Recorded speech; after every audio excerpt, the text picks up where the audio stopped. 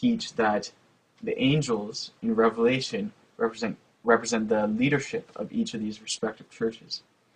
So Revelation chapter 3, starting verse 14, it says, "And unto the angel of the church of the Laodiceans write, These things saith the Amen, the faithful and true witness from the beginning of the creation of God. I know thy works, that thou art neither hot or neither cold nor hot. I would that thou wert cold or hot. So then, because thou art lukewarm, and neither cold nor hot, I will spew thee out of my mouth.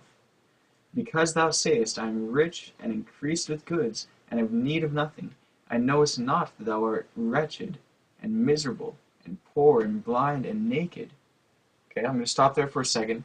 We'll get to the next verse. But do you notice the condition of the church that's being portrayed here? It's clearly not what we see here in Zechariah. Okay, here we're told in Zechariah, it says that it is it's all of gold. It's pure. We're told seven tubes bringing the truth from the golden bowl straight to the candlestick or the churches. So what we see here is that at this point, God has a complete ministry, a perfect ministry, who aren't dealing in private interpretation. They aren't trying to go straight and pick the olives from the trees. What they are doing is getting their knowledge, getting their understanding from the writings of the Spirit of prophecy. That's what the ministers are doing in this picture of Zechariah 4. However, in Revelation, we are told that this class of ministers, or the ministry at this time, is wretched and miserable and poor and blind and naked and is lukewarm. It's a very different picture than what we are given in Zechariah 4. This is all gold. It's pure. Everything's in its perfect place. Okay, this is the most remarkable picture of the church in the scriptures. It is showing it in its true beauty, presenting its light to the world. Okay, so I just want you to notice that it's a completely different phase of the church. And so since the Laodicean church is the seventh candlestick, or seventh church, we know it must be the last. But there's a concept in the Bible, which you'll see in Revelation 17, verse 11, talking about the beast of Revelation 17.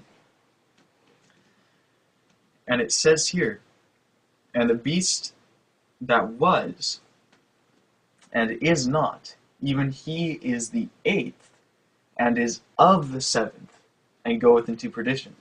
So we see here that there is a beast that is the eighth. Now, it is eighth in one sense, but it says it is eighth, but it is of the seventh. Again, that's Revelation 17, verse 11. So we have a concept in the Bible of something being the eighth, but being of the seventh. Now, this candlestick is the eighth candlestick, clearly, in the Bible. It's the eighth candlestick, but since the seventh is the last, this candlestick must be of the seventh, or rather, it is a latter stage of the first. Okay, so we know that this is a pure church, a perfect church, without spot or wrinkle or any such thing, according to Ephesians. A church without guile, according to Revelation 14.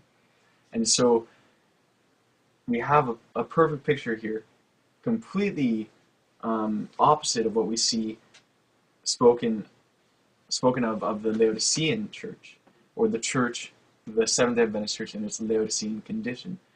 So what we're going to see in our next study, the study starting at 7:30, we are going to see 7:30 Pacific Standard Time.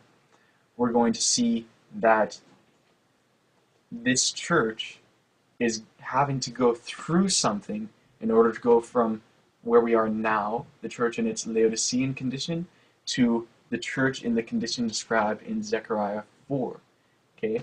So that's the second thing that I really want to emphasize, is that where we are now is completely different. we are in a miserable, blind, naked, miserable, wretched condition. We are not in a condition that is purified, that is perfect. Okay? Right now we are in a condition that is described in Ezekiel 8 as being full of abominations. Okay? Ezekiel 8 also accuses the Seventh-day Adventist Church of sun worship. Okay? And Sister White refers to Ezekiel 8 in reference to the Seventh-day Adventist Church as well. So right now we are in a terrible condition. And there are many references in the Spirit of Prophecy that we go through to show this same thing. Many passages of the Bible teach it. But we're just going to look at Revelation 3 because it is speaking in reference to the church as a candlestick being in a miserable condition. But this candlestick of Zechariah 4, again, I want to point out, is the second phase of the Seventh-day Adventist Church, the phase in which it is pure, the phase referred to in Prophets and Kings, page 725. And this is a very encouraging passage in Prophets and Kings. Prophets and Kings, page 725. It says here, clad in the armor of Christ's righteousness. Christ's righteousness, again, is pure, unadulterated truth. So clad in the armor of Christ's righteousness, the church is to enter upon her final conflict, fair as the moon, clear as the sun, and terrible as an army with banners. She is to go forth into all the world, conquering and to conquer. Okay, so we see a beautiful church at that time.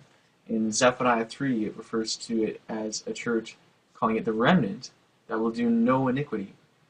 Surely the church at this stage, not where we are now, the church at this stage is the church that is referred to in Revelation 12, verse 17, that keeps the commandments of God and has the testimony of Jesus, which is the Spirit of prophecy. So please notice those are the two main points I just wanted to emphasize, that the way we get truth must be through God's appointed method, not through private interpretation. That's point one. Point two is that the stage that we are now and the stage that we will be in this presentation are two completely different things, and that there must be something that we will go through, some sort of purification that will bring us from where we are now to where we will be. And please join us in our next study, starting at 7:30 Pacific Standard Time, in order to see what that purification process is. So now I'm going to open up for questions. I know that probably could have had a larger question period, but hopefully this is enough time. So are there any questions on any of the information that was just covered? If so, please type it in here. If not, perhaps you have questions concerning the Shepherd's Rod message in general. So either way, if you have any questions, feel free to type it in. And actually, I'm going to sign in. Okay, what does the tree represent? Okay, so we have two trees. Okay, Zechariah 4 calls them two olive trees. And the interpretation of this whole picture, according to Zechariah 4, verse 6, when Zechariah had seen all these things, and he asked the angel what it meant, he didn't know what it meant, and the angel told him that this is the word of the Lord unto Zerubbabel, saying, not by might nor by power, but by my Spirit, saith the Lord of hosts. So these trees are the origin of the oil, okay? And so the oil goes through the pipes into the bowl and through the tubes into the candlestick. So we found out that oil represents the truth. And so wherever the origin of truth is basically what these olive trees represent. So that would be the Old and the New Testament scriptures. These two olive trees represent the Old Testament and the New Testament Bible. Okay? the book that we're holding right here. And this is also, it's spoken of as well in Revelation 11. Just so you know, in Revelation 11, it talks about these two olive trees as being two witnesses. And if you study that whole history, you will see it says that these two witnesses were killed and laid dead in the streets for 3.5 years. If you study Revelation 11, you'll see what that's talking about. And also great controversy. There's a section in Great Controversy from pages 267 to page 287. Okay? If you read Great Controversy, page 267 to page 287, in there it will tell you a lot of the history in Revelation 11, and it will tell you very clearly that the two olive trees represent the Old Testament and the New Testament scriptures. So, yeah, that's basically, hopefully that answers your question. Are there any other questions? Need for clarification on any of these points?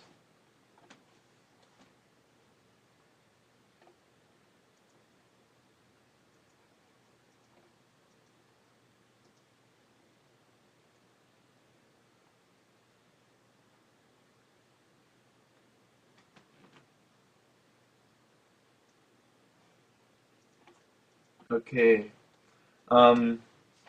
If there's no question, and actually I'm just going to deal with a few things here in the next 15 minutes, but within these next 15 minutes, if there's anything that you want to ask at all, if anyone has any questions within this time, feel free to type it in even if I'm dealing with something else. So, yeah, just type in any questions or comments or anything that you have there. Something that I want to show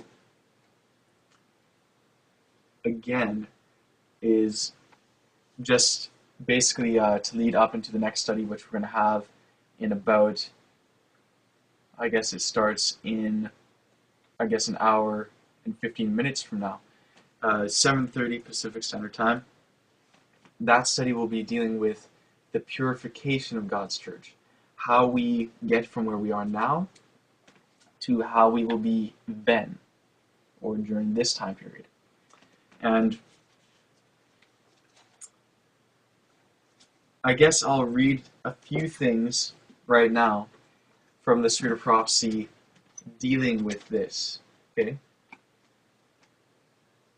Dealing just kind of with the condition of the church now and the condition of the church then, okay? So, the condition of the church now, according to Testimonies 8, page 250. Actually, let's start page 249. Testimonies 8, page 249. It says, one who sees, keep in mind, this is the condition of the church now, as you'll see here. One who sees beneath the surface, who reads the hearts of all men, says of those who have had great light, and that term, when you see in the Spirit of Prophecy, Sister White says, those who have had great light, she's specifically referring to Seventh-day Adventists. And you can find this, you can verify this in Last Day Events, page 48, Volume 1, Manuscript Release, page 300, Volume 14, Manuscript Release, page 166, Volume 16 of Manuscript Release, page 107, and it goes on. And if you want those references, I can send you them later, or this video will be recorded and will be both on Ustream on this channel and also on YouTube, so you can go back and see the references. But it's talking about Seventh-day Adventists here. Anyways, it says, one who sees beneath the surface, who reads the hearts of all men, says of those who have had great light, they are not afflicted and astonished because of their moral and spiritual condition. Yea, they have chosen their own ways, and their soul